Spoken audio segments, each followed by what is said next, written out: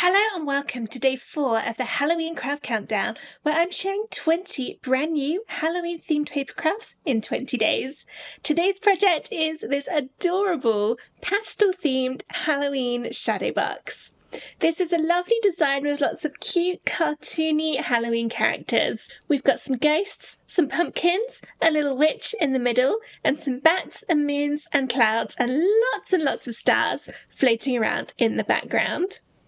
If the pastel vibe isn't quite what you enjoy doing, then don't worry, I'm going to show you how you could recolour it in Cricut Design Space to be a more traditional Halloween colour scheme. This is a build downwards shadow box, which means unlike my usual shadow boxes where we're building the layers outwards to make the dimension come out, instead the layers all go backwards, which means that we can add all of these colours into the quite small little pictures and it will all show through beautifully. If you've never made a build downward shadow box, don't worry, I'm here in this video to show you exactly how it's done. Let's get started. The files for this project are free for the next 24 hours. Here's how to download them. Register a free ticket for the Halloween Craft Countdown at craftwithsarah.com/HCC25. After registering, you'll get an email which contains a link to the schedule page for the countdown. Visit the schedule page to find and download today's files. Each download is only available for free for 24 hours after it goes live. If you've missed some, check out the Instant Access Bundle at craftwithsarah.com/HCC25 bundle, which gives immediate and ongoing access to all of the files from the Halloween Craft Countdown, plus loads of extra bonus designs. Or purchase just this design at craftwithsarah.com/products. To find the designs from this countdown, click into the Occasions filter and choose Halloween. The designs will appear here each day once they become available to buy. The download comes in a zip folder. You need to unzip this before uploading the SVG files into Cricut Design Space. Here's how to measure your frame to know how big to make the design before you cut it out. I'm using this shadow box frame. This one's from Hobbycraft, which is a craft store here in the UK. I've already removed the glass in the front, otherwise it would reflect off all my camera lights and you wouldn't be able to see anything. Let's turn it upside down, open up the tabs and take out the back. And also you'll probably find it's got some kind of spacer inside.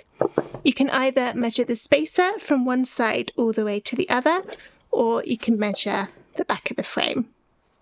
I'm going to do it this way, line my ruler up, keep it straight, and this is 6.5 inches down here, so that's the size I need to make the design. Once you've downloaded and unzipped the folder, it's time to get the SVG file into Design Space. Open up Cricut Design Space and start a new project. Press Upload over on the left and then Upload Image. You can then either click Browse to find a file on your computer or drag and drop it in. Make sure you choose the unzipped version of the download folder, and within there we're going to look in 01 Cricut version. If you've got a different type of cutting machine, such as a Silhouette or a Scan and Cut, head to craftwithsarah.com/help, and I've got separate videos in there on how to choose the correct file for your type of machine. I'll go into 01 Cricut version, and there's one file in here that starts SVG-01 in the file name.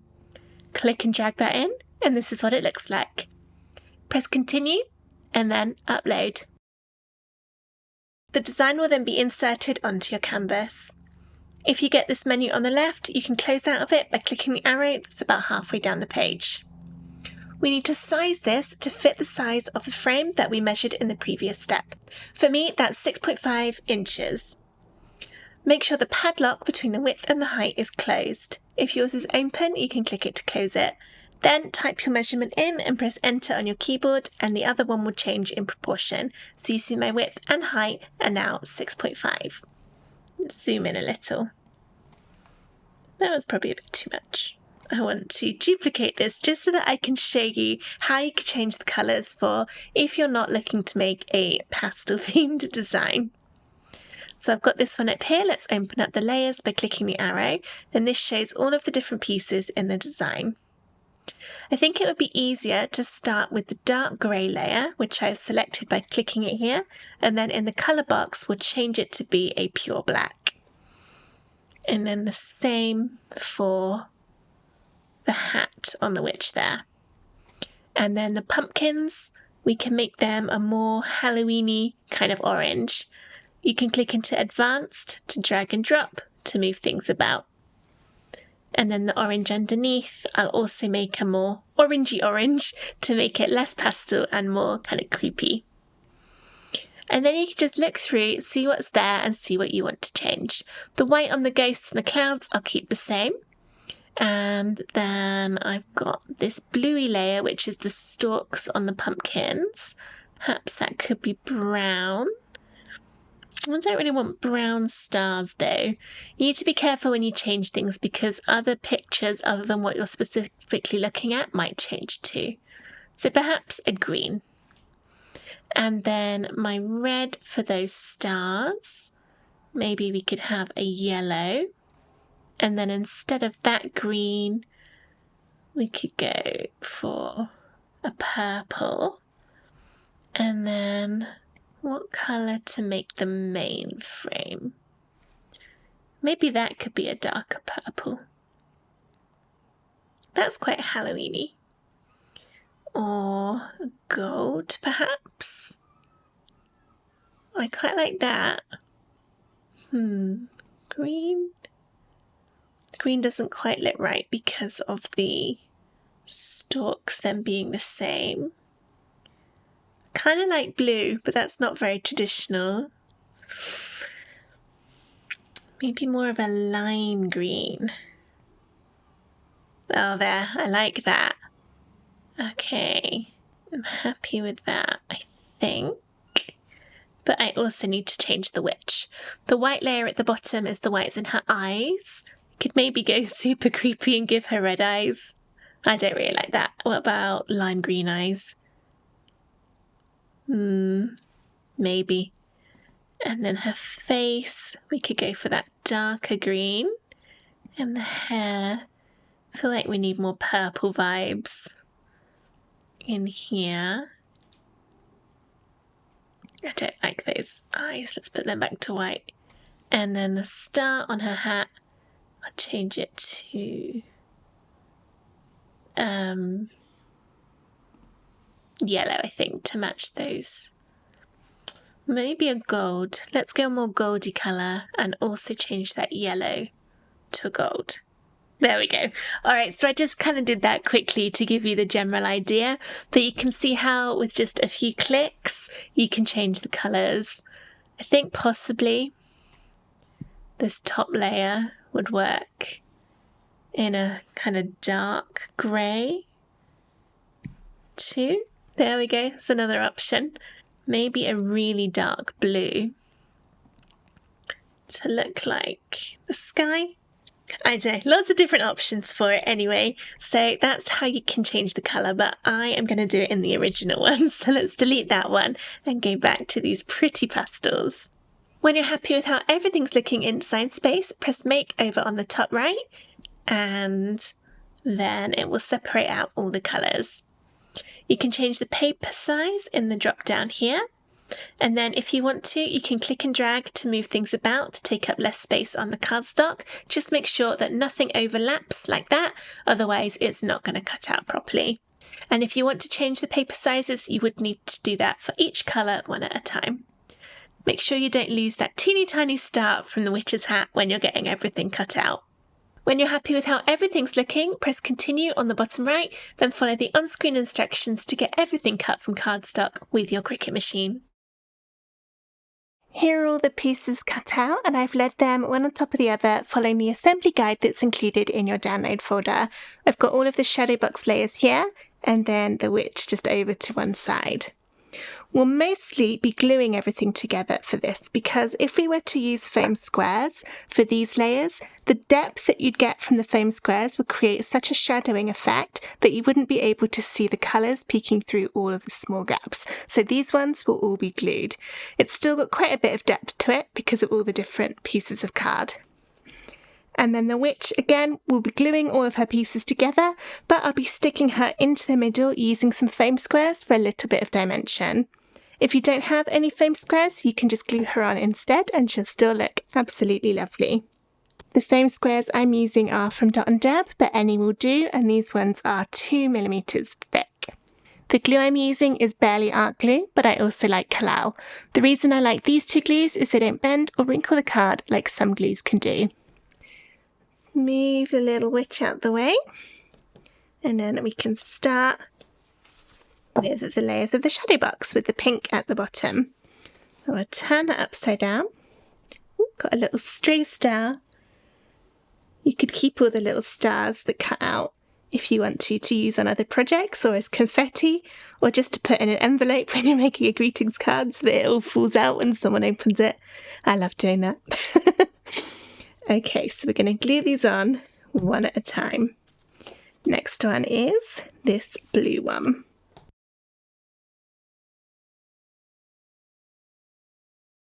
Line up the edges as best you can. You want to make sure this is still really nice and square when you're finished, otherwise it might not fit in your frame. Next up, we've got the green layer. And check you've got it the right way around. You should still be able to see some of the pink and the blue coming through all of those stars. Turn it over and add the glue.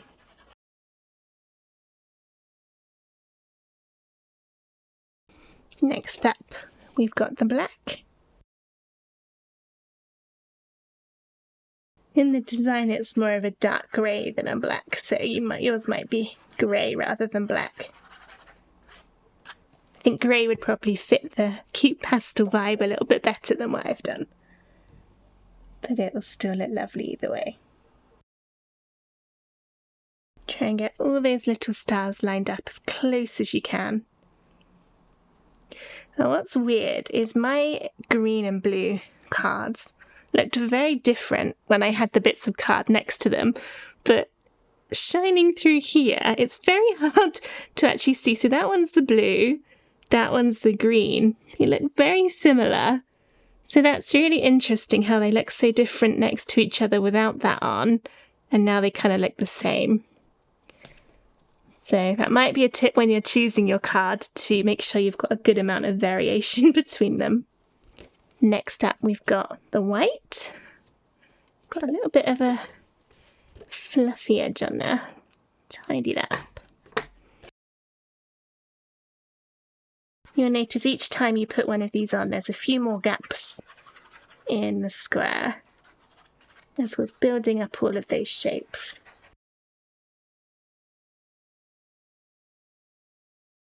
Next, we've got orange.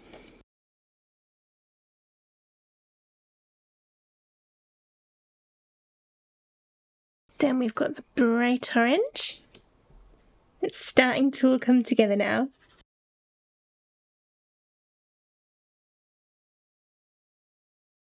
That looks very traditionally Halloweeny at that point, but I'm gonna put it back to pastels with the purple on top. Last one.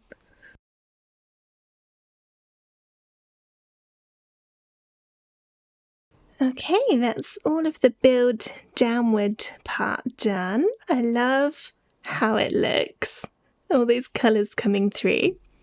And now we've got our little witch to go in the middle. Start off with the white layer at the bottom, and then the black glues on top. Then we've got the green of her face.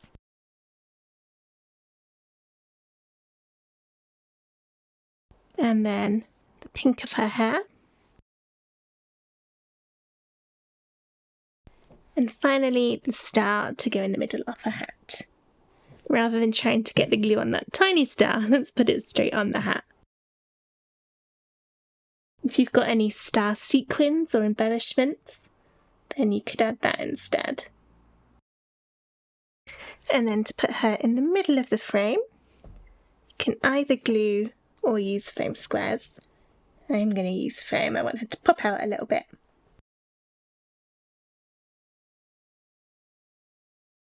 And she goes right in the middle in the gaps between all the stars.